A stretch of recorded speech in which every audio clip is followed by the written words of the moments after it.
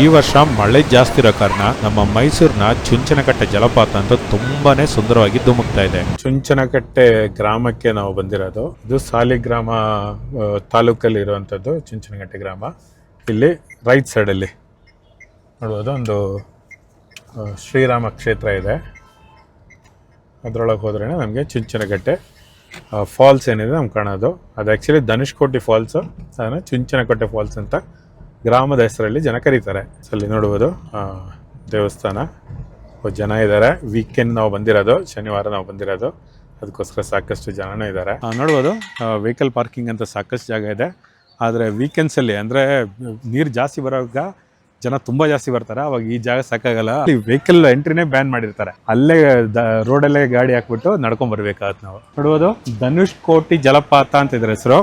ಆದ್ರೆ ಇದನ್ನ ಎಲ್ಲರೂ ಕರೆಯೋದು ಚುಂಚನಕಟ್ಟೆ ಜಲಪಾತ ಅಂತ. ನೋಡೋದು ಹೆಂಗ್ ಧುಮುಕ್ತಾ ಇದೆ ಅಂತ. ಇಲ್ಲಿ ನೀರೇನು ಹರಿತಾ ಇರೋದು ಕಾವೇರಿ ನದಿನೇ ಇಲ್ಲಿ ಚುಂಚನಕಟ್ಟೆಯಲ್ಲಿ ಧುಮುಕಿ ಜಲಪಾತ ಆಗಿರೋದು. ಇಲ್ಲಿದ್ದಂತ ಮುಖ್ಯಸ್ಥನ ಹೆಸರು ಚುಂಚ ಅಂತ, ಅವ್ರ ಹೆಸರಲ್ಲಿ ಗ್ರಾಮ ಕೂಡ ಇರೋದು. ಈ ಜಾಗಕ್ಕೆ ಶ್ರೀರಾಮ, ಸೀತಾದೇವಿ ಮತ್ತು ಲಕ್ಷ್ಮಣ ಭೇಟಿ ನೀಡಿದ್ರು ಅಂತ ಕೂಡ ನಂಬಿಕೆ ಇದೆ. ಅದೇ ಕಾರಣಕ್ಕೇನೆ ಇಲ್ಲಿ ಶ್ರೀರಾಮ ಮತ್ತು ಆಂಜನೇಯ ಸ್ವಾಮಿಗೆ ದೇವಸ್ಥಾನ ಕೂಡ ಕಟ್ಟಿದ್ದಾರೆ. ಇಲ್ಲಿ ನೋಡ್ಬೋದು ಜಲಪಾತ ವೀಕ್ಷಣೆಗಂತ ಒಳ್ಳೆ ಒಂದು ವ್ಯವಸ್ಥೆ ಮಾಡಿದ್ದಾರೆ. ಹಾಗೆ ಈ ನೀರೇನು ಇಷ್ಟು ಧುಮುಕ್ತಾ ಇದೆ, ಇದು ನಿನ್ನೆ ವರದಿ ಪ್ರಕಾರ 5,000 ಕ್ಯೂಸೆಕ್ಸ್ ನೀರು ಕಬಿನಿ ಡ್ಯಾಮ್ ಇಂದ ಬಿಟ್ಟಿರೋದು. ಅದಕ್ಕೆ ನಮ್ಗೆ ಇಷ್ಟು ಸುಂದರವಾಗಿ ಈ ಜಲಪಾತ ಕಾಣ್ತಾ ಇರೋದು.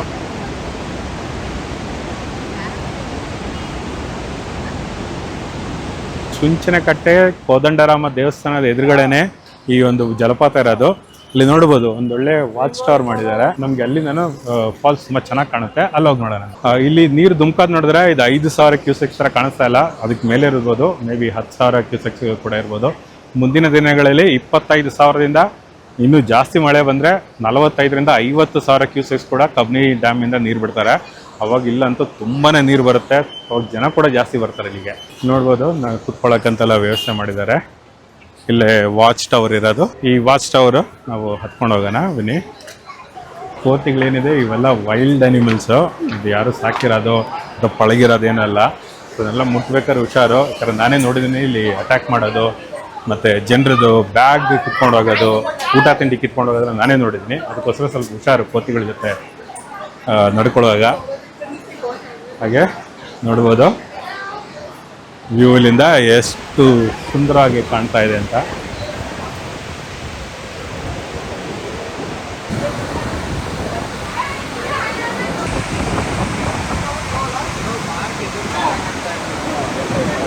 ಅಲ್ಲಿ ಮುಂದೆ ನೋಡ್ಬೋದು ಆಂಜನೇಯ ಸ್ವಾಮಿಯ ಒಂದು ದೊಡ್ಡ ವಿಗ್ರಹ ಇದೆ, ನಾವಲ್ಲಿ ಹೋಗಿ ನೋಡೋಣ. ದೇವಸ್ಥಾನ ನೋಡ್ಬೋದು, ಇದು ಕೂಡ ಬಹಳ ಹಳೆಯ ಒಂದು ಐತಿಹಾಸಿಕ ದೇವಸ್ಥಾನ. ಆದ್ರೆ ಇಲ್ಲಿ ವಿಡಿಯೋ ಮಾಡಕ್ ಬಿಡೋದಿಲ್ಲ, ಪರ್ಮಿಷನ್ ಎಲ್ಲ ತಗೊಂಡೆಲ್ಲ ವಿಡಿಯೋ ಮಾಡ್ಬೇಕಾಗತ್ತೆ. ಶ್ರೀರಾಮ ದೇವಸ್ಥಾನ ಎದುರುಗಡೆನೆ ಈ ಆಂಜನೇಯ ಸ್ವಾಮಿಯ ಅಷ್ಟು ದೊಡ್ಡ ವಿಗ್ರಹ ಇರೋದು. ಬನ್ನಿ ನಾವು ಹತ್ರ ಹೋಗಿ ನೋಡೋಣ. ನೋಡ್ಬೋದು ಆಂಜನೇಯ ಸ್ವಾಮಿಯ ಎಷ್ಟು ದೊಡ್ಡ ಒಂದು ವಿಗ್ರಹ ಇರೋದು ಅಂತ. ಈ ಆಂಜನೇಯ ಸ್ವಾಮಿಯ ವಿಗ್ರಹ ಏನಿದೆ, ಇದು 30 ಅಡಿ ಎತ್ತರ ಇರುವಂತ ಒಂದು ವಿಗ್ರಹ. ಅದ್ರ ಎದುರುಗಡೆನೆ ನೋಡ್ಬೋದು ಮಕ್ಕಳ ಆಟದ ಒಂದು ಮೈದಾನ ಕೂಡ ಇದೆ. ನೋಡ್ಬೋದು ಮಕ್ಕಳೆಲ್ಲ ಎಷ್ಟು ಖುಷಿಯಾಗಿ ಅಲ್ಲಿ ಆಟ ಆಡ್ತಾ ಇದ್ದಾರೆ ಅಂತ. ಇಲ್ಲಿ ಸ್ವಲ್ಪ ಇಳಿದು ಹೋಗ್ಬೇಕು ನಾವು. ಅಲ್ಲಿಂದ ನದಿದು ವ್ಯೂ ತುಂಬಾ ಚೆನ್ನಾಗಿದೆ. ಬನ್ನಿ ನಾವು ಹೋಗಿ ನೋಡೋಣ. ಇನ್ನೂ ಸ್ವಲ್ಪ ಹೀಗೆ ಸ್ಟೆಪ್ಸ್ ಇಳ್ಕೊಂಡು ಹೋಗ್ಬೇಕು. ಬನ್ನಿ, ಇಲ್ಲೇ ಇದೆ. ಒಂದು ಸ್ವಲ್ಪ ಸ್ಟೆಪ್ಸ್ ಇಳಿದು ಹೋದ್ರೆ ನಮಗೆ ಮತ್ತೆ ನದಿ ಹತ್ರ ಹೋಗ್ತೀವಿ ನಾವು. ನೋಡ್ಬೋದು ನದಿ ಎಷ್ಟು ಸುಂದರ ಕಾಣ್ತಾ ಇದೆ ಅಂತ, ಹಾಗೆ ಯಾವ ರೀತಿ ಹರಿತಾ ಇದೆ ಅಂತ. ಮುಂಚೆ ನಾನು ಬಂದಾಗ ಈ ಇದು ಇರಲಿಲ್ಲ, ಕಾಂಪೌಂಡ್ ಅಥವಾ ಗೇಟ್ ಎಲ್ಲ ಇರಲಿಲ್ಲ. ನದಿ ಹತ್ರಕ್ಕೆ ಹೋಗ್ಬೋದಿತ್ತು. ಆಮೇಲೆ ಈಗ ಕಾಂಪೌಂಡ್ ಹಾಕಿ ಗೇಟ್ ಹಾಕಿ ಬಂದ್ ಮಾಡಿಬಿಟ್ಟಿದ್ದಾರೆ. ಸೊ ನದಿ ನಾವು ಇಲ್ಲಿಂದನೇ ನೋಡಬೇಕು.